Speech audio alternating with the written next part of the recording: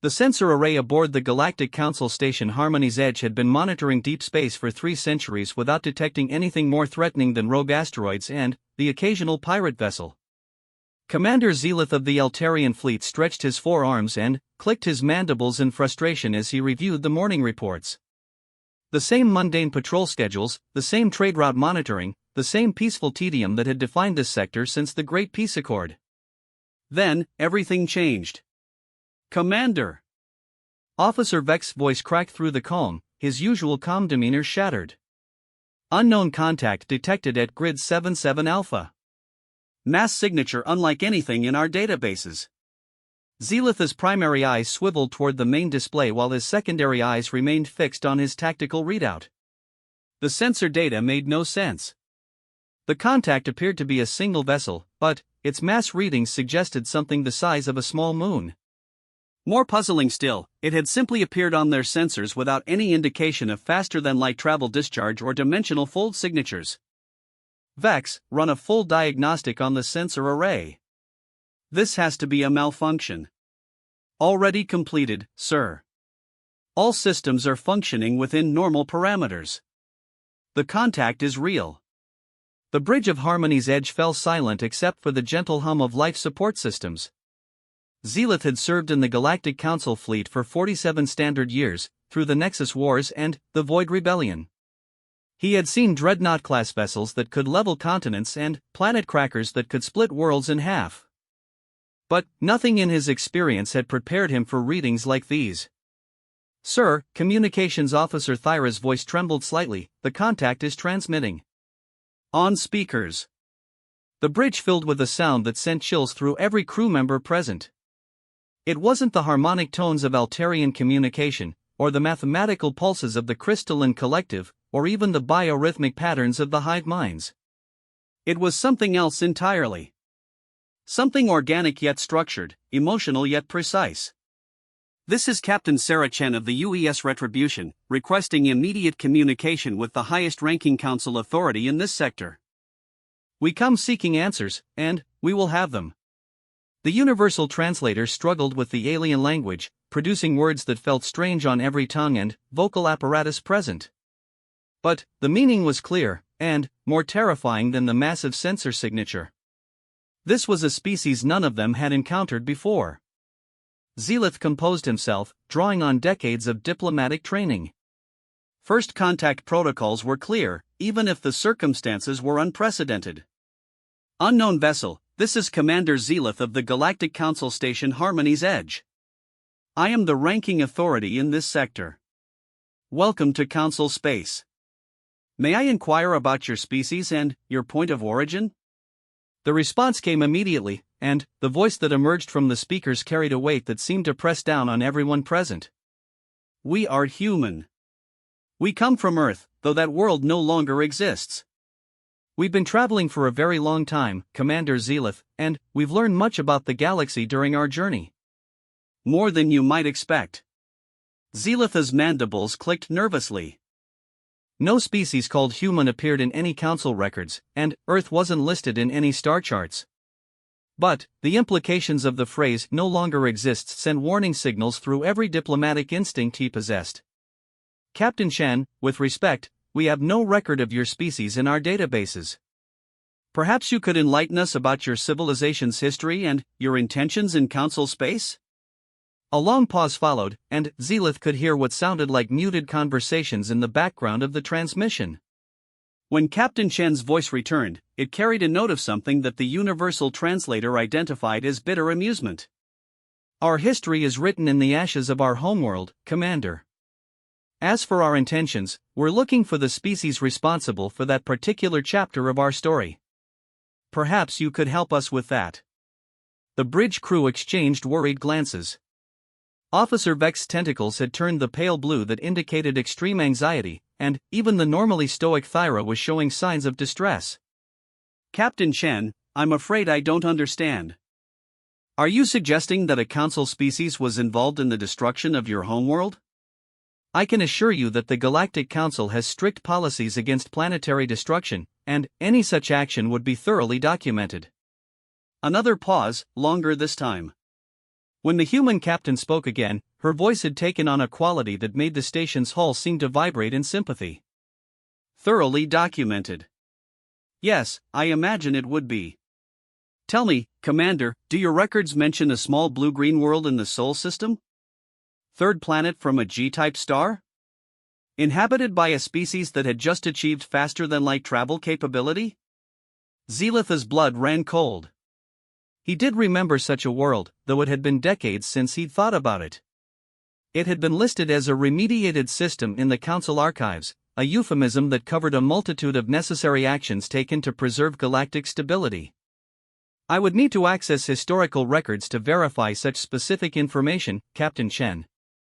Perhaps we could arrange a more formal meeting to discuss these matters? I'm sure any misunderstandings can be resolved through proper diplomatic channels." Misunderstandings. The word hung in the air like a blade. Yes, there were certainly misunderstandings. For instance, we misunderstood the nature of the greeting party that arrived in our system 97 years ago.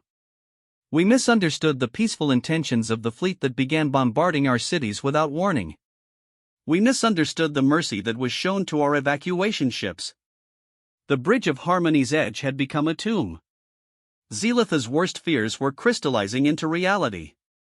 The Sol incident had been classified information, known only to the highest levels of Council authority. A pre-warp civilization that had achieved rudimentary FTL capability and immediately began aggressive expansion.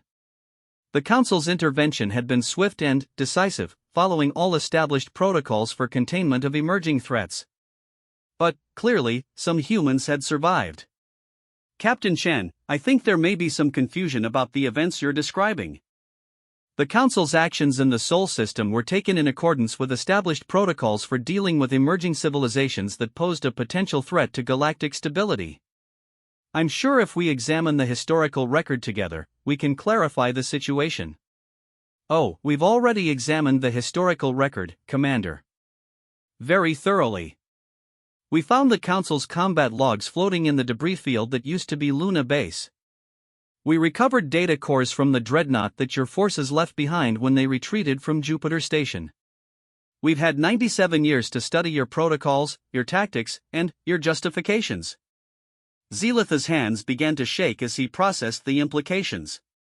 If humans had access to Council military data, if they had been studying Council technology for nearly a century, then the massive sensor signature suddenly made sense.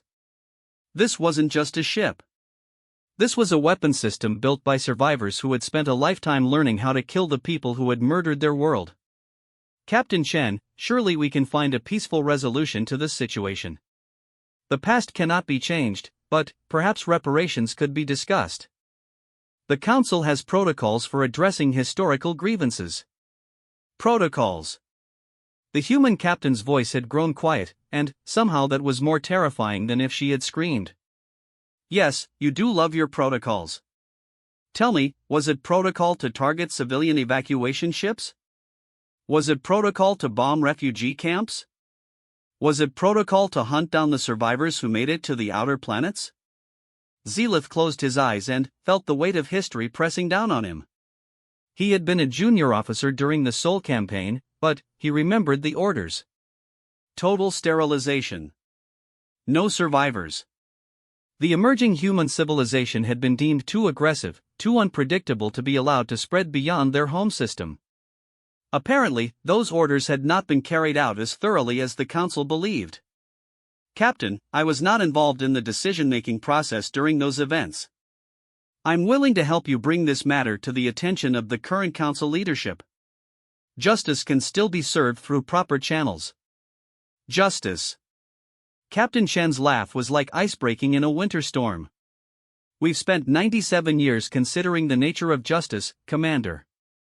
We've had time to think about proportional response and measured retribution. We've debated the ethics of vengeance versus the necessity of ensuring that what happened to us never happens to anyone else." The sensor display updated, showing new contacts appearing throughout the system. Dozens of them. Hundreds. Each one carrying the same impossible mass signature as the first vessel. "Commander," Officer Vex whispered, "they're everywhere. The entire system is surrounded." Captain Shen's voice returned, calm and implacable. "We've made our decision about justice, Commander Zelith. We're here to collect a debt that's been outstanding for 97 years. And we're going to start with everyone who had a hand in writing those protocols you mentioned." The main display shifted to show a visual of the human vessel. It was unlike anything in Council databases, a fusion of salvaged Council technology and something entirely new. The hull was black as space itself, studded with weapon emplacements that seemed to drink in the light from nearby stars. It moved with impossible grace for something so massive, and Zelith realized with growing horror that this was just one ship in what appeared to be an entire fleet. "Captain Chen, please consider the consequences of any aggressive action. Harmony's Edge is a diplomatic station with minimal military capabilities. There are thousands of civilians aboard, including families and children from dozens of different species. We know exactly who is aboard your station, Commander. We've been watching, listening, learning. We know about the civilian quarters, the diplomatic corps, the cultural exchange programs. We know about the memorial garden where you honor the victims of various conflicts throughout galactic history." Zelith's hearts began to race. The memorial garden was a restricted area known only to station personnel. If the humans had that level of intelligence about Council facilities. "Tell me, Commander, is there a monument in that garden for the 12 billion humans who died when your fleet glassed Earth? Captain Chen, is there a memorial for the children who suffocated in the ruins of New Geneva? For the families who burned alive when your ships targeted the evacuation centers? For the pregnant mothers whose ships you shot down as they tried to flee to the asteroid colonies?" Each question hit like a physical blow, and Zelith found himself unable to respond. The Sol campaign had been presented as a clean military operation, a necessary intervention to prevent a dangerous species from spreading. The reports had mentioned acceptable casualty levels and successful objective completion. They had not dwelt on the personal cost. "We thought not," Captain Chen continued. "But that's going to change. Today, you're going to learn what it means to lose everything. Today, you're going to understand the weight of the choices your council has made." The sensor display exploded with new activity as the human fleet moved into attack formation. Whatever technology they were using, it was beyond anything the Council had ever encountered. Ships that should have taken hours to change position were moving like fighters, massive dreadnought-class vessels dancing through space with impossible agility. "Red alert!" Zelith shouted. "All hands to emergency stations. Transmit immediate distress call to Council Command. Communications are being jammed, sir," Thyra reported, her voice barely above a whisper. "All frequencies. They're using some kind of quantum interference pattern that's blocking everything. Captain Chen," Zelith tried one last time, "whatever you're planning, it won't bring your people back. Violence will only create more suffering, more cycles of revenge. Surely your civilization has learned that lesson." "Oh, we've learned many lessons, Commander.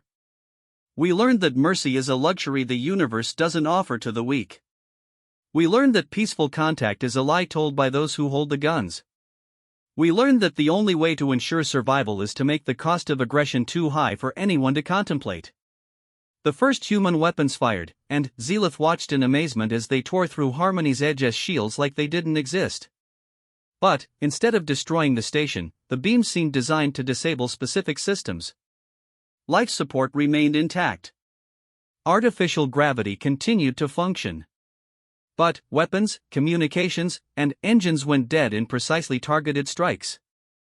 "Today begins the education of the Galactic Council," Captain Chen announced as her ship settled into positions around the disabled station. "Today you learn what it means to face an enemy that had nothing left to lose and everything to gain from becoming something you can't understand, can't predict, and can't stop."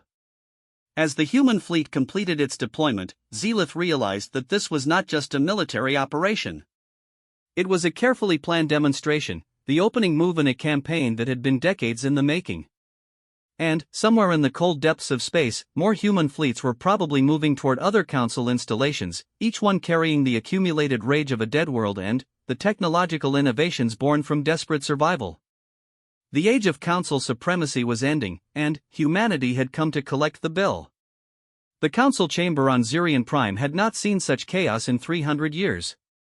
Representatives from 47 species filled the massive amphitheater, their various forms of communication creating a cacophony that the universal translators struggled to process. High Chancellor Mordak of the Hegemony banged his ceremonial gavel repeatedly, his crystalline form flickering with agitation. Order! We must have order! Mordak's harmonic voice cut through the noise, finally, bringing a semblance of calm to the assembly. We are here to address the crisis that has befallen our outer territories. In the past 72 hours, 17 council installations have gone dark. The pattern is clear, and the threat is unprecedented. Ambassador Kirill of the Draconic Reaches spread her wings slightly, a gesture of concern among her people. High Chancellor, with respect, calling this a crisis understates the magnitude of what we're facing. These are not random attacks or terrorist strikes. This is a coordinated military campaign executed with precision we've never encountered. The holographic display at the center of the chamber showed a tactical map of council space, with red indicators marking the disabled installations. The pattern was indeed clear, and terrifying in its implications. Each target had been a frontier station, lightly defended but strategically positioned. The attackers had demonstrated the ability to strike anywhere, at any time, with overwhelming force. The reports from Harmony's Edge are particularly troubling, continued Ambassador Kirill, her reptilian features set in grim lines. Commander Zelitha's testimony describes technology that should not exist, tactics that violate everything we know about space combat, and weapons that render our defensive systems obsolete. Senator Virex of the Hive Worlds clicked his mandibles in agreement. My concern lies not just with their military capabilities, but with their intelligence network. They knew the exact layout of our installations, the location of command centers, even the positions of civilian quarters. This suggests either extensive infiltration or surveillance capabilities beyond our detection. High Chancellor Mordak's form dimmed as he accessed the classified files. What he found there made his crystalline structure pulse with alarm. The Sol campaign had been deemed a complete success 97 years ago. Total system sterilization, no survivors, threat eliminated. The after-action reports had been filed and archived, marked as another successful intervention in accordance with the preservation protocol. Apparently, those reports had been wrong. Honored representatives, Mordak began, his voice carrying the weight of impending disaster. I must share with you information that has been classified for nearly a century. The species that attacked our installations calls themselves human. They are the survivors of a world we remediated, in accordance with established protocols for dealing with emerging civilizations deemed too aggressive for integration. The chamber erupted again, but this time the chaos carried a different quality. Fear mixed with outrage as representatives realized what they were facing. This wasn't just a military threat. This was vengeance for genocide, delivered with the patience and precision that only the dead could inspire. You mean to tell us, Ambassador Kirill's voice cut through the noise like a blade, that we are facing the survivors of a species we attempted to exterminate? And that these survivors have spent nearly a century preparing for this moment? The evidence supports that conclusion, Mordak admitted. The humans have made no demands, issued no ultimatums. They have simply appeared and begun systematically dismantling our frontier defenses. Based on their demonstrated capabilities, this appears to be merely the opening phase of a much larger operation. Senator Thane of the Maritime Collective raised a tentacle appendage. What do we know about their current military strength? How many vessels? What level of technology? Surely our fleets can mount an effective response. That's where the situation becomes truly alarming, Mordak replied, bringing up new tactical data. Our best estimates suggest they possess at least 200 vessels of unknown configuration. Each ship displays mass readings consistent with our largest dreadnoughts, but with maneuverability characteristics that should be impossible. More concerning still, preliminary analysis of their weapons fire suggests energy output levels that exceed our theoretical maximums. The chamber fell silent as the implications sank in. The Galactic Council controlled the most advanced military force in known space, with vessels and weapons systems refined over millennia of technological development. The idea that a single species, one they had supposedly eliminated decades ago, could field a fleet that surpassed their capabilities was almost incomprehensible. There's something else, Mordak continued, his form flickering with deep unease. Intelligence reports suggest that this fleet may not represent the full extent of human capabilities. Long-range sensors have detected massive construction activity in the Outer Rim, in systems that supposedly contain nothing but dead worlds and asteroid fields. It appears the humans have been building. Admiral Corbin of the Council Defense Force stood, her cybernetic implants whirring as she accessed tactical databases. High Chancellor, with your permission, I'd like to share our current military assessment. Mordak gestured his consent, and the chamber's display shifted to show detailed fleet positions and strength estimates. As of this moment, Admiral Corbin began, we have 637 vessels of various classes deployed throughout Council space. However, only 63 of those are true capital ships capable of engaging these human dreadnoughts on anything approaching equal terms. Our cruiser and destroyer classes would be severely outmatched based on observed performance characteristics. She paused, manipulating the display to show projected engagement scenarios. More critically, our forces are spread thin across thousands of systems. The humans appear to have chosen their initial targets specifically to draw our forces into defensive positions, fragmenting our fleet strength. If they continue this strategy while gradually increasing the scale of their attacks, they can effectively neutralize our numerical advantage through superior concentration of force. Ambassador Kirill's eyes narrowed as she studied the tactical projections. You're suggesting they could defeat the entire Council Defense Force through superior strategy, despite being significantly outnumbered? I'm suggesting they already are, Admiral Corbin replied grimly. Every day we spend reacting to their moves instead of taking the initiative is a day that favors their strategic position. They're fighting this war on their terms, and, from what we've seen so far, their terms heavily favor them. Senator Virex leaned forward, his hive-mind nature allowing him to process multiple strategic scenarios simultaneously. What about allies? Surely the non-council species would support us against this threat? That's another complication, Mordak admitted. Initial diplomatic contacts suggest that many non-aligned species view this as an internal council matter. Some have even expressed sympathy for the human position. The implications of that statement hung in the air like a toxin. The Galactic Council's authority depended on the perception that they were the legitimate guardians of galactic peace and stability. If other species began to see them as aggressors who had earned retribution, the political ramifications could be as devastating as any military defeat. We need to understand what we're truly facing, Admiral Corbin continued. I'm recommending that we dispatch a diplomatic vessel under flag of truce to attempt direct communication with the human leadership. We need to know their objectives, their capabilities, and whether any form of negotiated settlement is possible. And if negotiation fails? Ambassador Kirill asked. Then, we mobilize everything, Admiral Corbin replied. Every ship, every weapon system, every ally we can muster. Because if these humans are truly committed to prosecuting this war to its conclusion, anything less than total commitment on our part will result in total defeat. The chamber was quiet for a long moment as representatives contemplated the magnitude of the decision before them.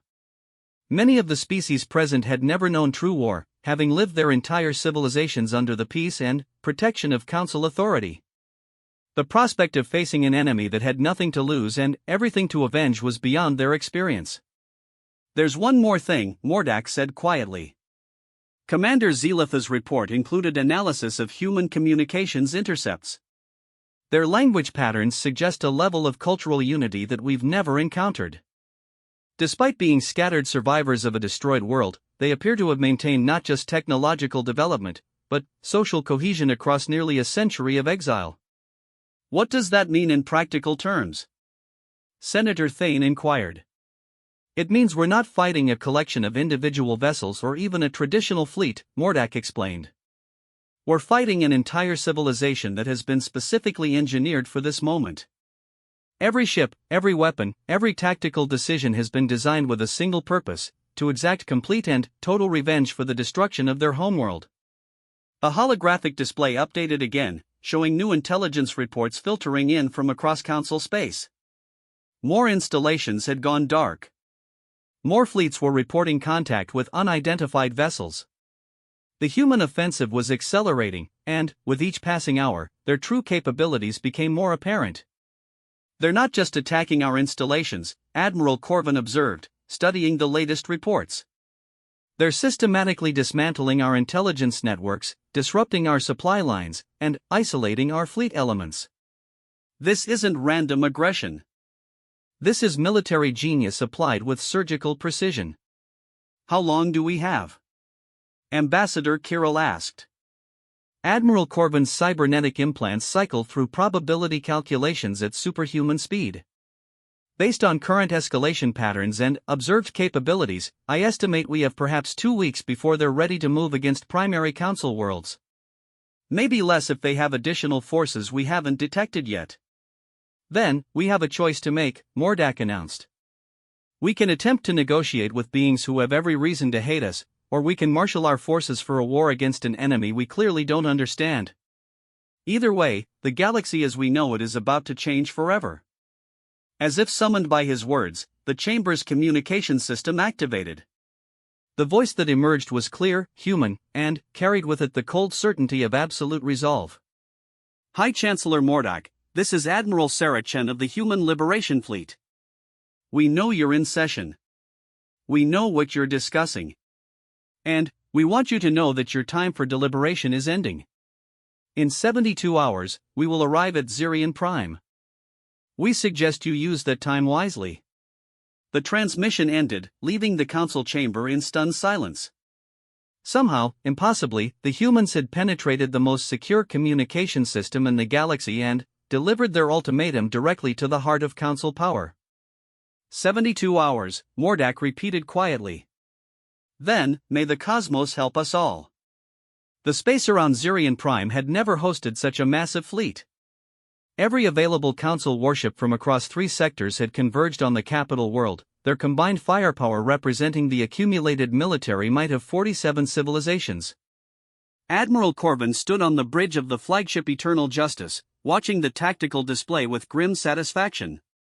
612 vessels arranged in perfect defensive formation, with overlapping fields of fire that could theoretically stop any attacking force. "Admiral," Captain Dex reported from the tactical station, "all fleet elements report ready status. Planetary defense grids are online and synchronized with fleet targeting systems. If the humans want Zirian Prime, they'll have to go through the largest defensive concentration in galactic history." Admiral Corvin's cybernetic implants hummed as she processed battlefield data at superhuman speed. Every variable had been accounted for, every tactical scenario analyzed. The human fleet might possess superior individual vessel capabilities, but no force in the galaxy could overcome these odds through conventional warfare. "What's the count on the human fleet?" she asked. "Long-range sensors are detecting approximately 90 vessels approaching from multiple vectors," Captain Dex replied. "Mass signatures consistent with previous encounters, but they're maintaining formation integrity despite coming from different approach angles. Estimated time to weapons range is 47 minutes. Admiral Corvin frowned. 90 ships against over 600 seemed like suicide, even with their demonstrated technological advantages. Either the humans had vastly overestimated their capabilities, or they possessed some tactical ace that Council intelligence had failed to detect. "Admiral," the communications officer announced, "incoming transmission from the human fleet. They're requesting to speak with High Chancellor Mordak directly." "Put it through to the flagship's command center," Admiral Corvin ordered. "Let's hear what they have to say."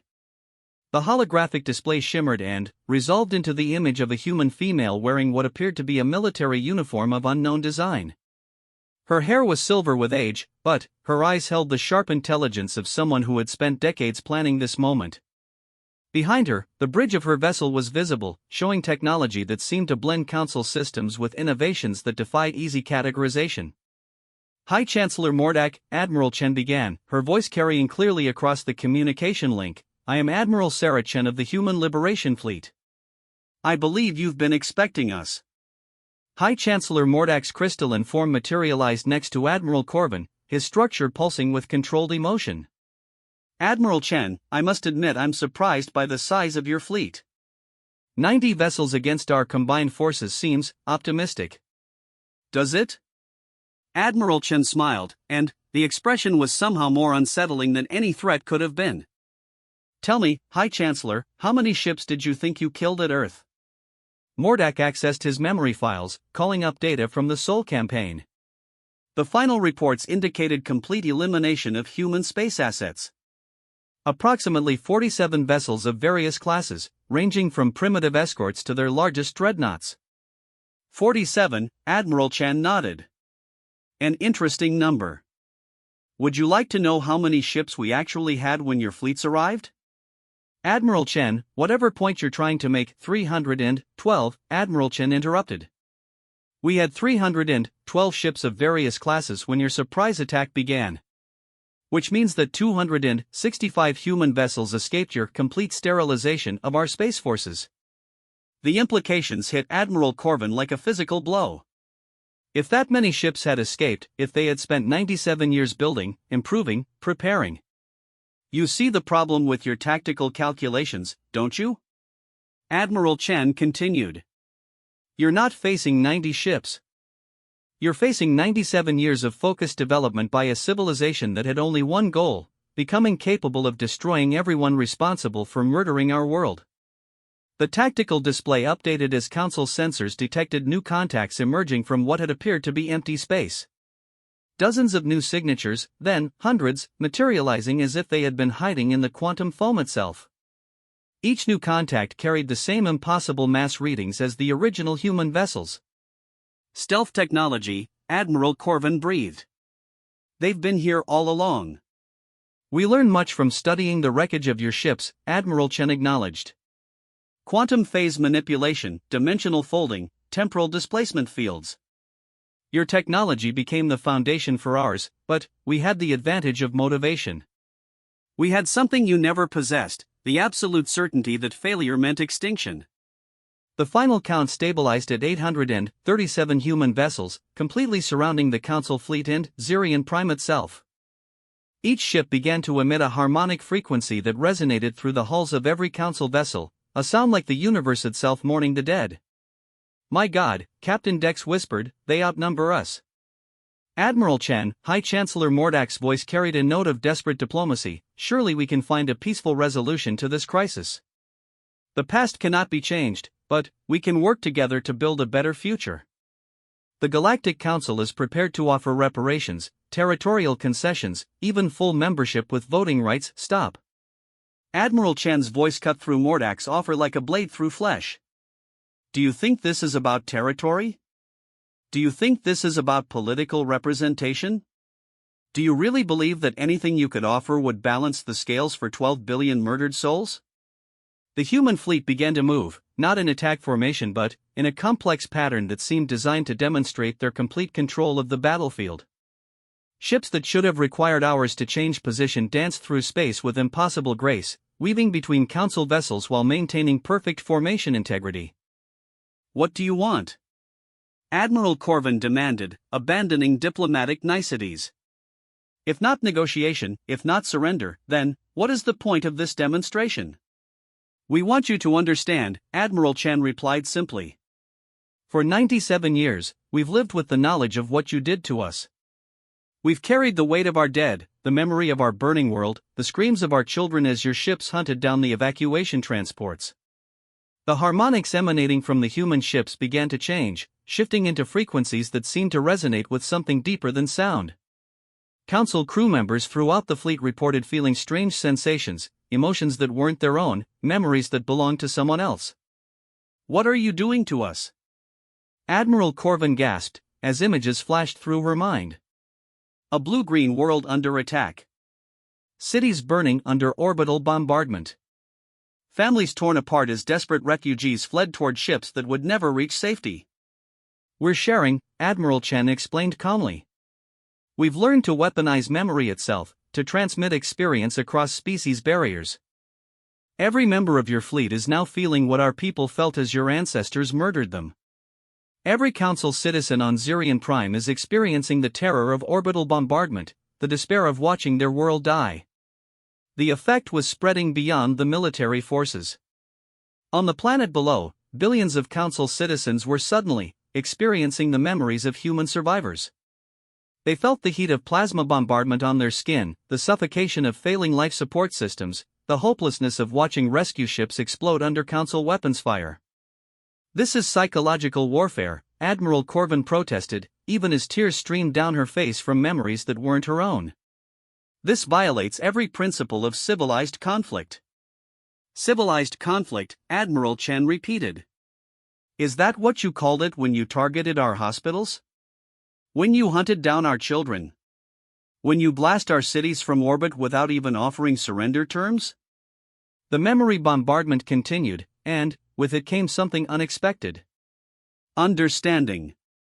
For the first time in galactic history, an entire civilization was experiencing the true cost of their government's actions. The abstract policy decisions that had seemed reasonable in council chambers became visceral, personal horrors when viewed through the eyes of their victims. "Please," High Chancellor Mordak pleaded, his crystalline structure flickering with emotional overload, "we understand now. We feel what we did. But continuing this cycle of violence won't bring back your dead." "No," Admiral Chen agreed, "it won't. But it will ensure that no other species ever suffers what we suffered. It will guarantee that the Galactic Council's age of casual genocide ends today." The human fleet began to power down their weapons systems, but somehow this felt more ominous than any military threat. "You have a choice," Admiral Chen announced. "You can continue to exist as you have, secure in your moral superiority and your right to determine the fate of emerging civilizations. Or you can accept that your age of dominance is over." "What are you proposing?" Mordak asked. "Dissolution. The Galactic Council will cease to exist as a political entity. Its member species will return to their own territories and govern only themselves. The protocols that authorized the destruction of our world, and countless others throughout your history, will be eliminated forever." Admiral Corvin's mind raced through the implications. Without the Council's unifying authority, the galaxy would fragment into dozens of independent territories. Trade routes would need to be renegotiated. Defense alliances would crumble. Centuries of carefully maintained peace could collapse into chaos. "And if we refuse?" she asked. Admiral Chen's smile returned, cold as the space between stars. "Then, we implement Solution Zero. Every Council world experiences what Earth experienced. Every Council species learns what extinction tastes like. We have the capability, we have the moral justification, and we have nothing left to lose." "You're talking about genocide on a galactic scale," Mordak protested. "Yes," Admiral Chen agreed simply. "The same scale you've practiced for millennia, but with more honesty about our intentions. The only difference is that when we do it, the galaxy will remember why it was necessary." The communication link fell silent as the Council leadership grappled with an impossible choice. Surrender their authority and watch galactic civilization fragment, or face extermination at the hands of a species they had created through their own cruelty. "How long do we have to decide?" Admiral Corvin finally asked. "You have until the last memory transmission ends," Admiral Chen replied. "Until every Council citizen has experienced the full weight of what their government has done in their name.